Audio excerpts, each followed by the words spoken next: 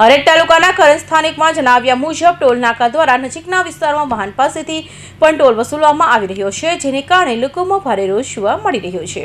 આ મામલે સ્થાનિકોએ ટોલ તંત્રના અધિકારીઓને લેખિત રજૂઆત કરી છે અને 5 કિલોમીટરની અંદર રહેતા વાહન ચાલકોને ટોલ મુક્તિ આપવાની માંગ કરી છે।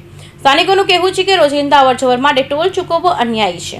જો તેમની માંગણીઓ યોગ્ય ઉકેલ નહીં આવે તો સ્થાનિકે 12 જૂન 2026ના રોજ સવારે 9:30 કલાકે કરંજ ટોલ નાકા ખાતે આંદોલન કરવાની ચીમકી આપી છે।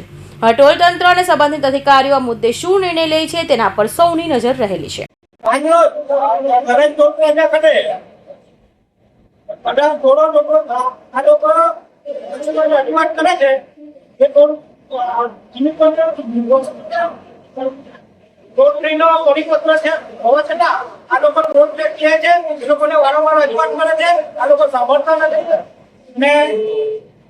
આ રજૂઆત વારંવાર કર્યા પછી પણ નથી સાંભળતા, એના માટે આ લોકો આંદોલનની ચીમકી આપે છે, જેની તારીખ છે 12/6/2026 અને 9:30 કલાકે સ્થાનિકો તેમજ પોલીસ પ્રશાસનને પણ જાણ કરીને 12 તારીખે ટોલ પ્લાઝા બંધનું એલાન આવે છે।